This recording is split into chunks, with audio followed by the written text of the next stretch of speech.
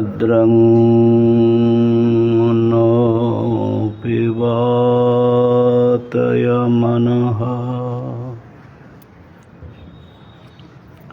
ॐ शान्तिः शान्तिः शान्तिः। शङ्करं शङ्कराचार्यं केशवं बादरायणं सूत्रभाष्यकृतौ वन्दे भगवन्तौ पुनः पुनः। ईश्वरो गुरुरात्मेति मूर्तिभेदविभागिने व्योमवद्व्याप्तदेहाय दक्षिणामूर्तये नमः। ॐ शान्तिः शान्तिः शान्तिः।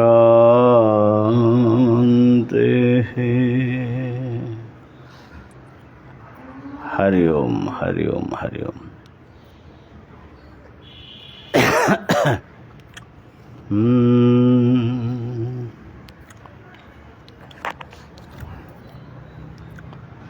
विवेक चूड़ामणि का स्वाध्याय हम लोगों का चल रहा था। बीच में कुछ दिन विश्राम हुआ। अब पुनः आज प्रारंभ हो रहा है। 428वां श्लोक है, वहाँ से चलेगा।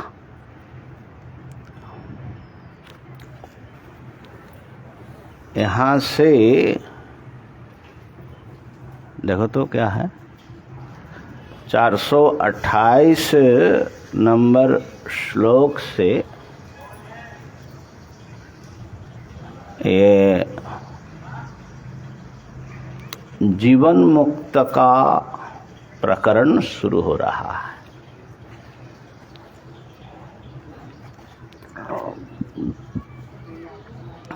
इससे पूर्व हम लोगों ने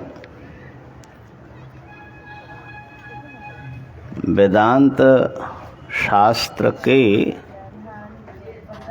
अन्य सब प्रकरण जो हैं, माने अन्य सब विषय हम लोगों ने देख लिया।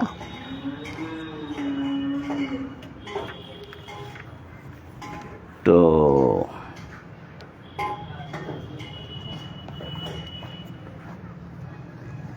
सबसे पहले वेदांत में अनुबंध चतुष्टय की बात आती है, जिसमें साधन चतुष्टय जो हैं अधिकारी के स्वरूप पर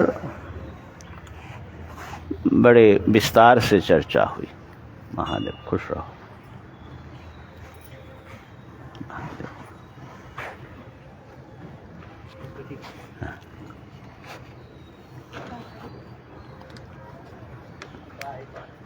तो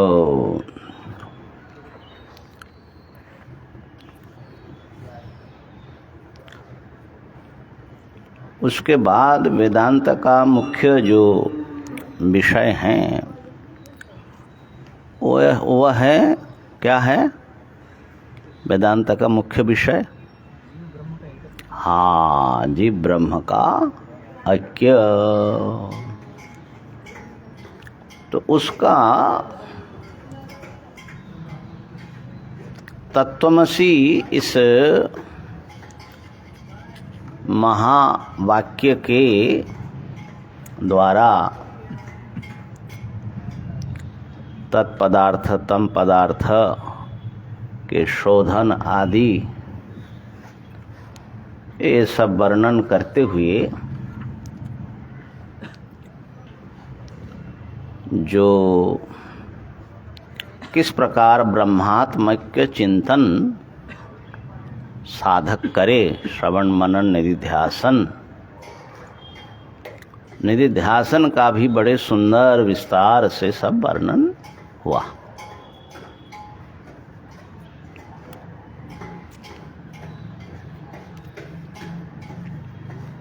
अब निधिध्यासन करते करते जिनका ब्रह्मात्मक साक्षात्कार हो जाता है, ऐसे जो ज्ञानी महापुरुष है उन्हें जीवन मुक्त कहा जाता है। क्लिप लाए हो? क्लिप लाए हैं क्या? चलो कोई नहीं। हाँ, तो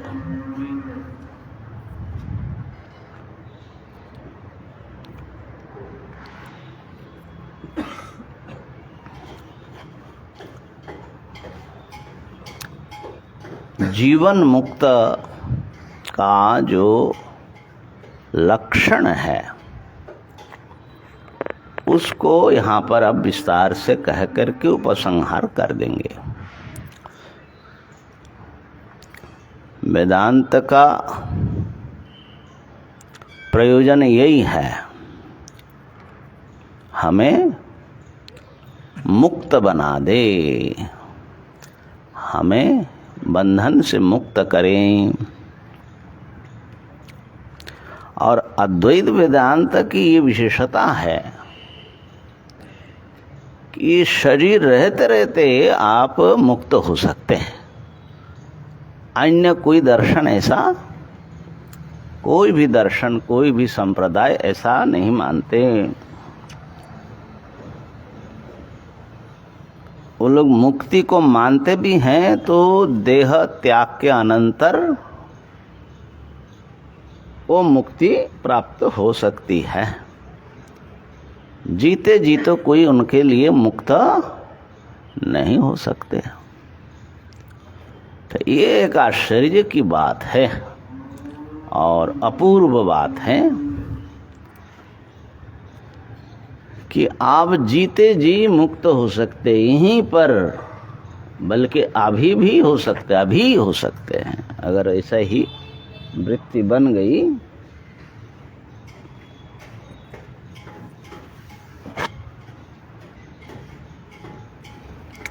तो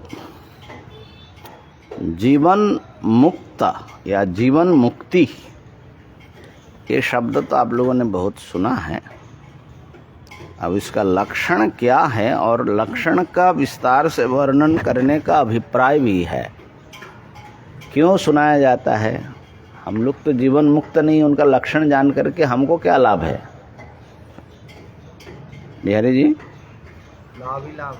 कैसे? एक बार जब हम सुन लेंगे उनका वर्णन, ये आनंद रहता है जीवन मुक्त महापुरुषों का, तो फिर हम बद्ध नहीं बने रहेंगे, प्रयास करेंगे कि काश हमको भी मिल जाता, हम भी ऐसे आनंद में रहते, ये सब छूट जाता और आनंद प्राप्त हो जाता। ठीक बात है, हमें भी मुक्त होने की प्रेरणा मिलती है। बल्कि भगवान शंकराचार्य जी गीता भाष्य में स्थित प्रज्ञ के लक्षण का जहाँ विचार, यहाँ पर भी स्थित प्रज्ञ की बात आएगी दूसरे अध्याय में। ऐसा लिखते हैं कि जो सिद्ध व्यक्ति का लक्षण होता है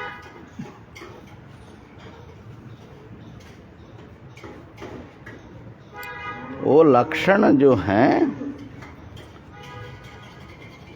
अयत्न साध्य होता है, माने स्वाभाविक रूप से उनमें जैसे राग द्वेष का न होना, मन शांत रहना आदि आदि, स्वाभाविक रूप से उनमें बिना प्रयास के होता है, अयत्न सिद्ध होता है।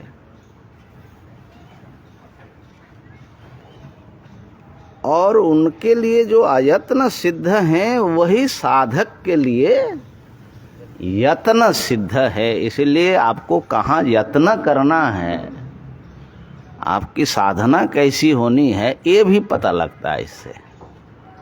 हमको ये यत्न करना है, ऐसा बनना है हमको। तो इसलिए साधना की दृष्टि से भी और प्रेरणा की दृष्टि से भी मन आकृष्ट होता है जीवन मुक्त महापुरुष। इसलिए देखना ज़्यादातर जो महात्मा बनते हैं वो महात्माओं की बात पढ़ते पढ़ते महात्मा बनते हैं।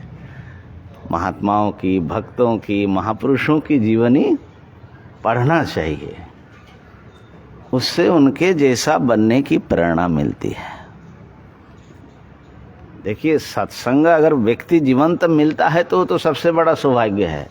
नहीं मिलता है तो उनकी जीवनी जो है उनसे उनका संग होता है, मानसिक संग। तो इसलिए जो जिस प्रकार के व्यक्तियों का जीवन पढ़ता है, चिंतन करता है, वो वैसा बनने लगता है, संग का प्रभाव है। तो जीवन मुक्त महापुरुष कैसे होते हैं, ये 428 नंबर श्लोक से ये लगभग समझ लो पूरा प्रकरण आगे जो भी है। अवान्तर भेद आने पर भी यही है। 45 नहीं, उसके बाद भी जो है ना, तो ऐसा गुरु जी ने कहा कि ये मैंने तुमको बता दिया, अब तुम ऐसा बन जाओ। फिर चला जो है साधना करके वैसा हो जाता है, और उनमें भी ये सब आ जाता है। तो बात तो वही हुआ ना, माने फल का वर्णन है अब। ठीक है ना, पूरा वहीं पर ग्रंथ पूरा होगा। तो एक प्रकार से इसीलिए मैंने कहा कि अवान्तर भेद होने पर भी एक प्रकार से यही चलेगा। अब फल वर्णन देखिए कैसे होते हैं। वेदांत की जो महिमा है कहाँ पहुंचा देते हैं व्यक्ति को। तो 428 नंबर श्लोक का उच्चारण करते हैं। ब्रह्मात्मनोः शोधितयोर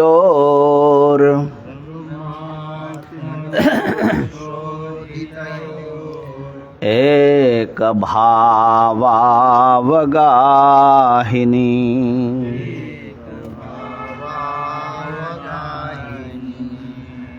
निर्विकल्पा च चिन्मात्रा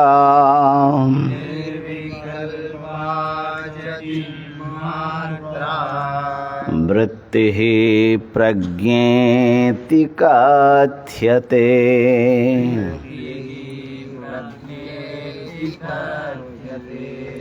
सा सर्वदा भवेद् यस्य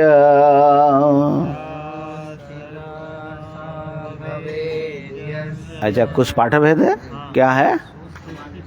सुस्थिता सा भवेत् यस्य। ठीक, हाँ हाँ, सुस्थिता सौ भवेद् जैसे, ऐसा भी है पाठ। अच्छा, सुस्थिता सा भवेद् यस्य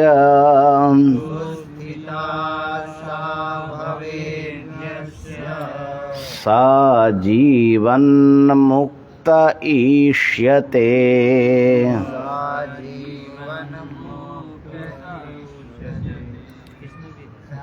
जीवन मुक्तः स उच्यते।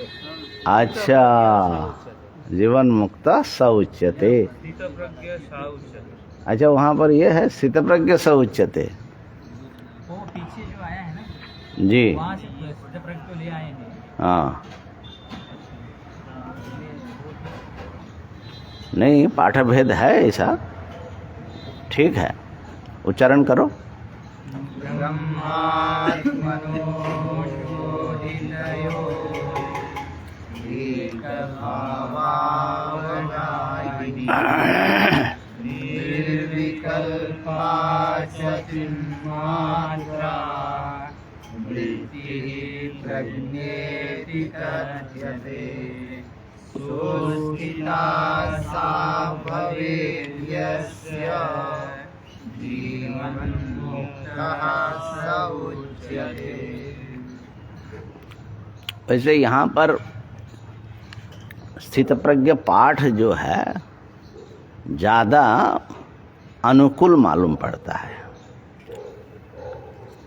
क्यों? क्योंकि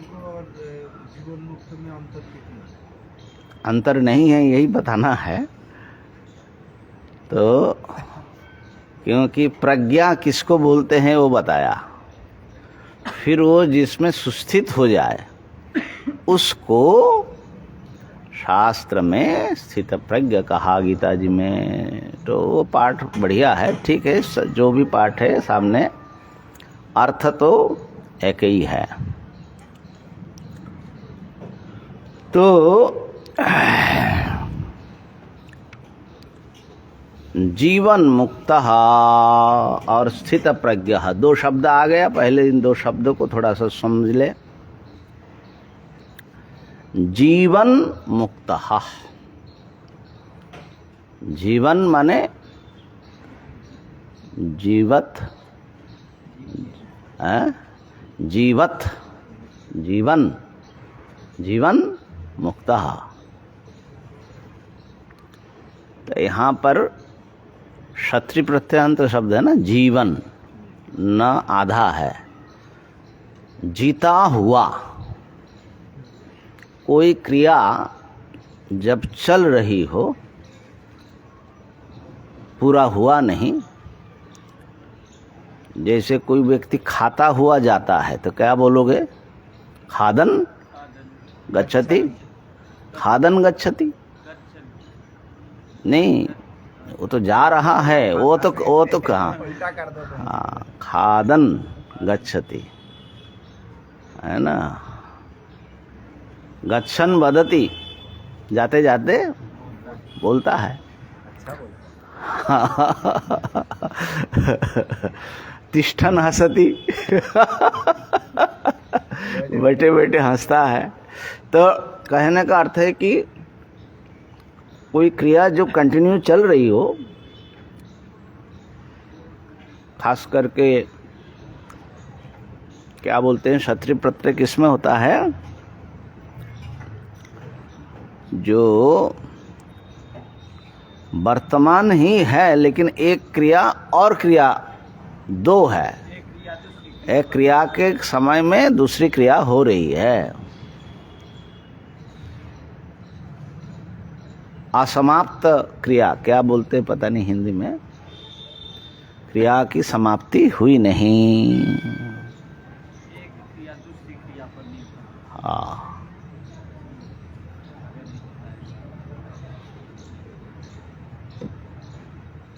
क्या है, समान कर्तृकयो पूर्व काले, ऐसा भी कुछ है ना। लेकिन वो तो पूर्व काल वाला लेप प्रत्यय होता है। सूत्र उत्तर सब जो है भूल गया। तो चलो कोई बात नहीं। तो जीवन माने जीवित होता हुआ, जीता हुआ। हाँ, क्षत्रिय शानच दोनों होता है। हाँ, वो तो क्षत्रिय शानचो क्या है, माने वर्तमान काले लठ है, क्षत्रिय शानच भी है, ऐसा है। तो जीवन मुक्त शब्द में ही जीता हुआ, वो जी रहा है। जीना मतलब है कि उसका शरीर व्यापार चल रहा है, श्वास चल रहा है, मन बुद्धि इंद्रियां सब व्यापार कर रही है ना, यही ना जीवन है। जीता हुआ वो, लेकिन वो क्या है, वो संसार में जी रहा है, लेकिन इस संसार से किसी से बंधा हुआ, न देह से बंधा है, न सांस से बंधा है, न भूख प्यास से बंधा है, कैसा माने ये जो है स्थिति जरा कल्पना करो। और सबको व्याप्त कर लिया। हाँ, वो सब तो आएगा अभी भीतर आंतरिक जो मने, लेकिन जीता हुआ मुक्त, कैसी आश्चर्य की बात है। देह से काम चल रहा है लेकिन देह का कोई भी प्रभाव उन पर, देह से बंधा हुआ नहीं, मन से बंधा हुआ नहीं। परमात्मा स्वरूप को। हाँ, जीवन मुक्त। हाँ, इसी प्रकार स्थित प्रज्ञ शब्द का क्या अर्थ है? स्थिता प्रज्ञा यस्य, जिसकी प्रज्ञा स्थित हो गई। ब्रह्मणि। अब उसी का यहाँ पर अब इसी श्लोक में ही वो अर्थ बता रहे हैं। प्रज्ञा क्या है और वो स्थित होना क्या है, ये दो चीज समझ लेंगे तो स्थित प्रज्ञ किसका नाम है वो समझ में आ जाएगा। तो जीवन मुक्त स्थित प्रज्ञ असल में एक ही चीज है।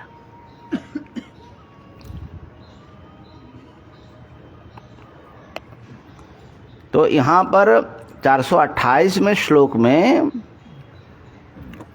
प्रथम दो चरण से प्रज्ञा शब्द का जो प्रयोग हुआ गीता जी में, स्थित प्रज्ञ में, वहाँ प्रज्ञा किसका? प्रज्ञा माने सामान्य अर्थ होता है, प्रज्ञा माने उत्कृष्ट प्रकृष्ट ज्ञान। प्रज्ञा, प्रज्ञावान माने अच्छे ज्ञान वाला, सुपठित व्यक्ति। खाली पठन नहीं, ज्ञान अनुभूति भी है। तो एक व्यवहारिक प्रज्ञा होती है, लेकिन यहाँ पर जिस संदर्भ में ये बात आ रही है वो वेदांत के संदर्भ में, ब्रह्म आत्मा के ऐक्य ज्ञान के संदर्भ में ये बात आ रही है। तो यहाँ पर प्रज्ञा क्या लेना वही बता रहे हैं। ब्रह्मात् मनोः शोधितयोर, ब्रह्म और आत्मा एक जगत का कारण अधिष्ठान और एक देह इंद्रिया आदि के अनुभविता प्रकाशक ज्ञाता। ठीक है ना?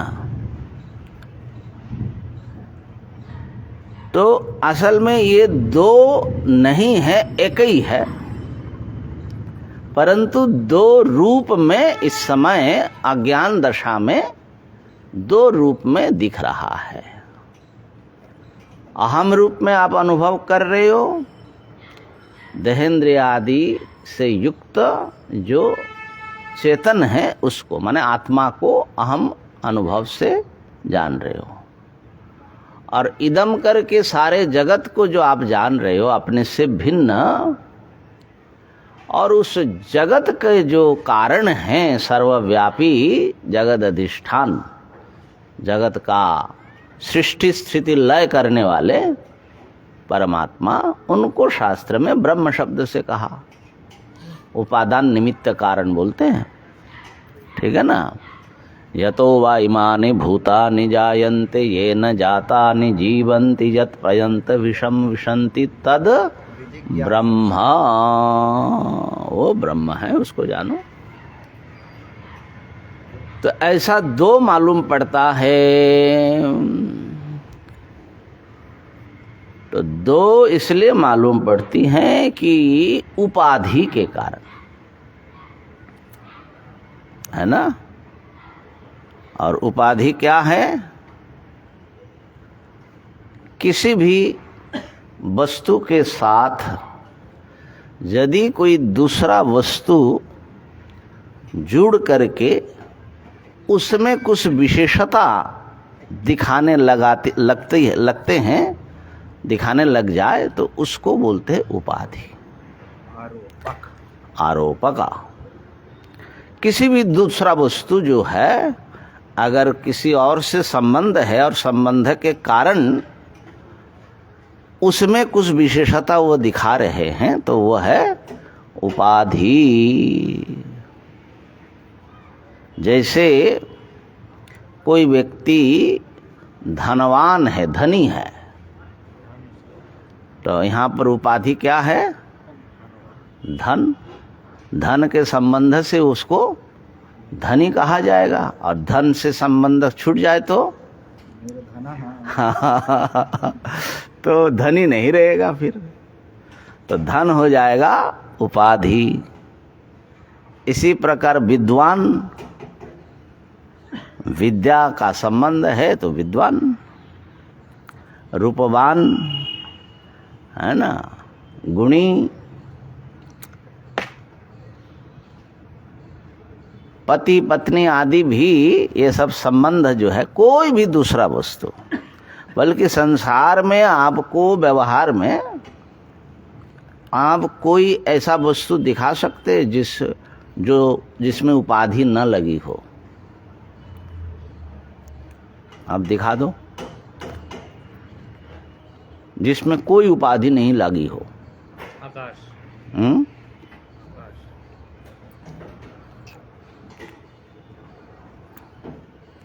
कोई उपाधि नहीं लगी।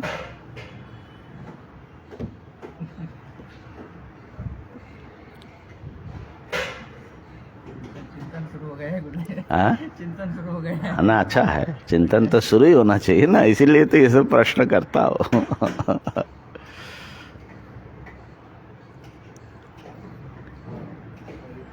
हाँ? नाम रूप।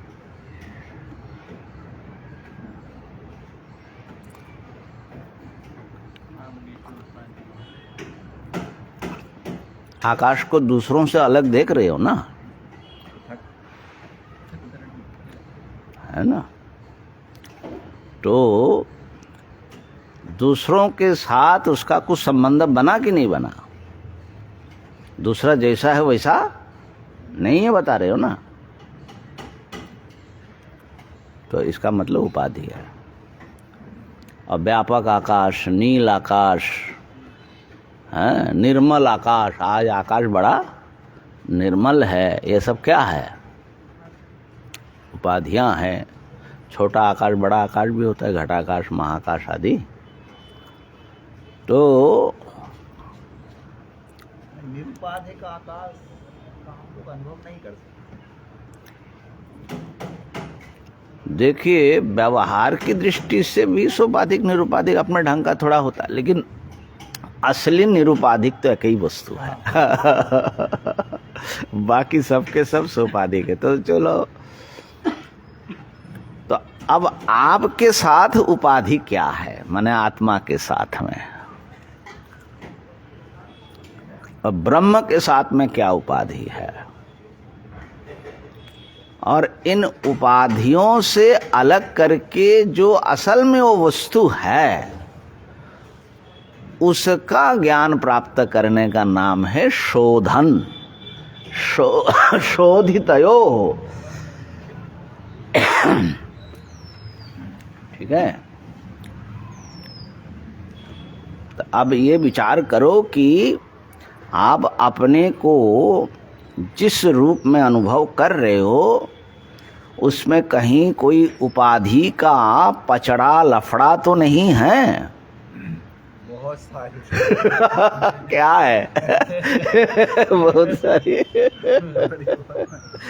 क्या है भाई? देही आत्मा कभी अंतःकरण ही हो जाता है। मैं इसका ये हूँ, मैं उसका वो हूँ, कभी करता हूँ, कभी भूखता हूँ, ये सब हजार हमारे जीवन में करना है, अनंत है वो। उसको छोड़ के बाकी सब है। हाँ, एक जो मुख्य है उसको छोड़ के सब लपेटे हुए हैं। किसको छोड़ के? ब्रह्म को छोड़ के। तो इसका शोधन करने से कैसा स्वरूप सामने आना चाहिए? आप असल में कौन है? बाकी दूसरा जो आप नहीं है उसको छोड़ दीजिए, तो क्या बचेगा?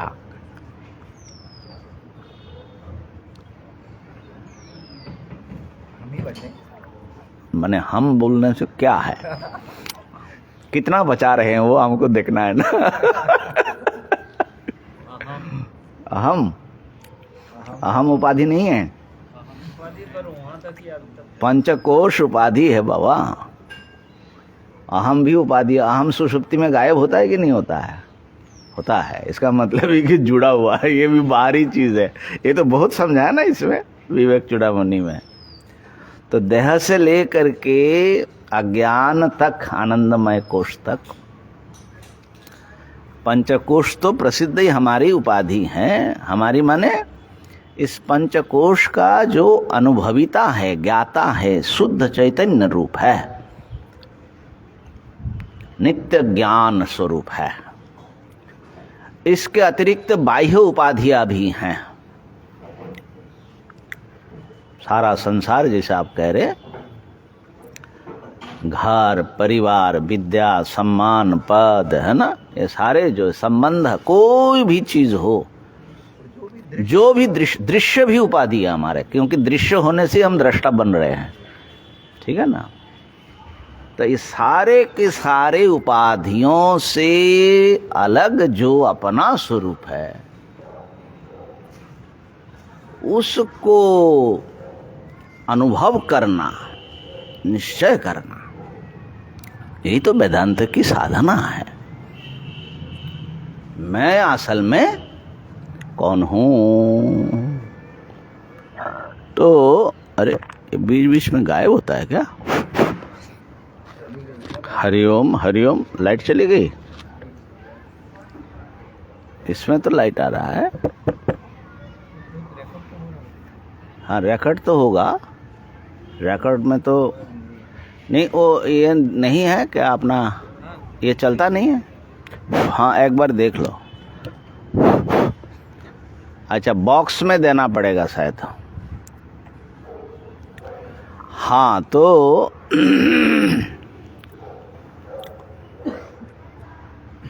जो भी बाहरी और भीतरी दृश्य पदार्थ हैं, ये सब के सब शुद्ध दृग वस्तु के साथ जुड़ करके, जुड़ना भी कैसा है, क्योंकि जुड़ना का तो दृग और दृश्य का कोई संबंध बनता नहीं, इसलिए अध्यास ही है, ऐसी मान्यता ही है और कुछ नहीं है ना। ये सब बातें तो आई। तो शुद्ध दृग वस्तु यह है आत्मा का शोधित स्वरूप, ठीक है। और ब्रह्म, जिसको जगत कारण, जगत अधिष्ठान, ऐसा ऐसा सब हमने बताया, उसका स्वरूप क्या है? पूरा जगत को, जगत माने नाम रूप, उसको हटा लेंगे तो शुद्ध सच्चिदानंद स्वरूप है। सत्यम ज्ञानम अनंतम ब्रह्म।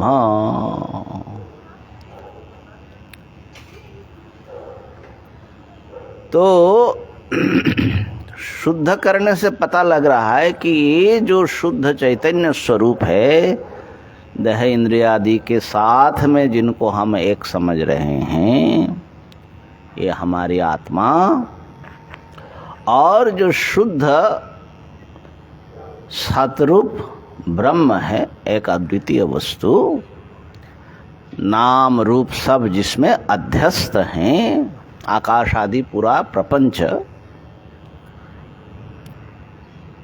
सर्वाधिष्ठान, रज्जु में सर्प के समान, ये नाम रूप जिस ब्रह्म सत्ता में, एक अद्वितीय सत्ता में अध्यस्त है, और हमें अनेक सत्ता की प्रतीति इसलिए हो रही है, और जड़ सत्ता की प्रतीति हो रही है। तो उस उपाधि का, नाम रूप उपाधि का जब आप निषेध कर पाएंगे, नैति नैति, नाम रूप आता है जाता है, लेकिन मूल सत्ता हमेशा एक ही बना हुआ है। तो फिर शुद्ध रूप में ब्रह्म और आत्मा में कोई भेद आपको मिलेगा नहीं। वही जो है फिर तत्वमसि महावाक्य, इसीलिए दोनों को एक बता रहे हैं। तो उपाधि के कारण ये भेद आया। जीव भेद भी अलग अलग देह के साथ में चैतन्य को मिला करके, अंतःकरण आदि को मिला करके चैतन्य के साथ में अलग अलग जीव भेद है। तो जब हम शोधित करेंगे वेदांत के श्रवण मनन निधिध्यासन के द्वारा, जब अपने शुद्ध स्वरूप और जगत कारण ब्रह्म के शुद्ध स्वरूप को हम जानेंगे, तो महावाक्य के द्वारा वो भ्रम मिट जाएगा कि मैं और ब्रह्म अलग हूँ। तो उस समय हमारी वृत्ति, अंतःकरण की एक वृत्ति बनेगी, एक भावावगाहिनी। शोधित ब्रह्म और आत्मा की जो एक भाव, भाव माने त्व प्रत्यय, एकत्व, एकत्व अवगाहन करने वाली, एकत्व को विषय करने वाली एक वृत्ति अंतःकरण की उत्पन्न होगी। एक भावावगाहिनी। अभी जो है अंतःकरण की हमारी वृत्ति कैसा है? भेद भावावगाहिनी। ठीक है ना? मैं अलग सबसे, जगत से, और उस समय एक मैं, आप, सारा जगत, ईश्वर, सब कुछ एक अद्वितीय वस्तु, चिन्मात्र वस्तु है। एक भाव अवगाहिनी। अभी अनेकत्व भाव अवगाहिनी। हाँ, अभी अनेक भाव अवगाहिनी है। ऐसी जो वृत्ति है अंतःकरण की, वो वृत्ति निर्विकल्पा, उसका एक विशेषण दिया, निर्विकल्पा वृत्ति। वहाँ विकल्प माने अन्य किसी पदार्थ के संबंध वहाँ पर नहीं होगा। प्रायः वाक्य से जो बोध होता है वो सविकल्पक होता है, कोई भी वाक्य हो, क्योंकि वाक्य जो है अनेक पदों का समुदाय होता है। प्रत्येक पद का अलग अलग अर्थ होता है, पदार्थ। तो पदार्थों का जो संसर्ग है वही वाक्यार्थ कहलाता है। ठीक है ना? ये जब आप लोग प्रकरण ग्रंथ पढ़ेंगे, परिभाषा आदि में भी आया है, वेदांत परिभाषा हो और चित्सुखी खंडन आदि में तो है ही है। तो इसलिए वेदांतियों को एक जबरदस्त प्रश्न का सामना करना पड़ता है कि आप लोग महावाक्य से ब्रह्म ज्ञान मानते हो, तो वाक्य जो हैं कभी भी अद्वैत विषयक हो ही नहीं सकता। वाक्य का अर्थ क्यों? वाक्य माने कई पद, और कई पद से कई पदार्थ होगा। पदार्थों को जोड़ने का नाम वाक्यार्थ है। अब तत्वमसि ही ले लो, तो तत्पदार्थ और त्वम पदार्थ और इन दोनों का अभेद, तो कितना पदार्थ हुआ? 3 पदार्थ हुआ। 3 पदार्थों को जोड़ना, ये है वाक्यार्थ। तो जो वाक्यार्थ का जो ज्ञान होगा उसमें प्रत्येक पदार्थ और उसके संसर्ग दिखेगा कि नहीं दिखेगा? दिखेगा। तो इसलिए संसर्ग विषयक ज्ञान होगा, इसको बोलते हैं सविकल्पक ज्ञान। लेकिन वेदांतियों ने बताया कि महावाक्य जो है तत्वमसि आदि, इससे जो ज्ञान होता है वो संसर्ग अविषयक ज्ञान होता है, उसमें संसर्ग विषय नहीं होता। क्या हो बाबू, ये बीच बीच में कट कट कर कर करता है, टूट टूट। हाँ और आई हाँ तो कोई बात नहीं, बीच में लोहा है ना। ध्यान देना। तो संसर्ग यदि विषय होगा तो फिर तो सविकल्प बोध होगा, द्वैत बोध होगा, उससे अज्ञान की निवृत्ति नहीं कुछ नहीं होगा। फिर आवाज हुआ ना ना, ठीक है। नहीं टूट रहा हो। तो चलो हम ज्यादा हिलेंगे डुलेंगे नहीं। ध्यान में आया ना बिहारी जी, पढ़े हो ना? निर्विकल्पक जो अनवगाही। हाँ अखंडार्थ वाक्य भी कहते इसको, अखंडार्थ। अखंड अर्थ, वाक्यार्थ हमेशा खंड खंड जोड़ करके, कई खंड जोड़ करके होता है, लेकिन ये जो है अखंडार्थ होता है। और अखंडार्थ का मतलब ही है संसर्ग अविषयक जो अर्थ है, जिस अर्थ ज्ञान में संसर्ग विषय नहीं है। संसर्ग विषय होगा तो अखंड नहीं रहेगा, है ना, खंड हो जाएगा। खंड हो जाए। खंड को जोड़ा आपने तो जोड़ना भी तो खंड ही हुआ ना। दो ईंटा जोड़ा आपने सीमेंट से, तो अब उसमें समस्या है कि दो जोड़ करके एक हुआ नहीं, भीतर भीतर अलग ही रहा। दो ईंटा दो है ही है, ऊपर बीच में एक संबंध नाम का और सीमेंट नाम का और चीज ले आए तो तीन हुआ। तो खंड कभी जोड़ के अखंड होता नहीं है, ये ध्यान देना। हाँ, ऊपर से लिपापोती हो सकती है, इसलिए अखंड से अखंड जोड़। इसलिए अखंड अखंड ही होता है। पूर्णा जोड़ और जितना जोड़ते जाओ। तो चित्सुखी का प्रसिद्ध एक श्लोक है, अखंडार्थ का जब निर्वचन कर रहे हैं कि क्या है,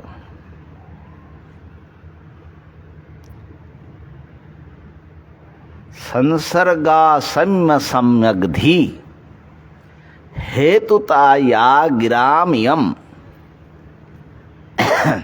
उक्ता खंडार्थता यद्वा तत्प्रातिपदिकार्थता, है ना? शायद वेदांत परिभाषा है, उनने वेदांत सारकार ने भी उठाया था इसको। उठाया है, टीका में होगा शायद, मूल में होगा। तो जो भी हो, ये चित्त सुखाचार्य का ये हाँ मूल में है। इसको पीछे कैसे करें? हाँ, क्या हो गया? कुछ गड़बड़ हो गया?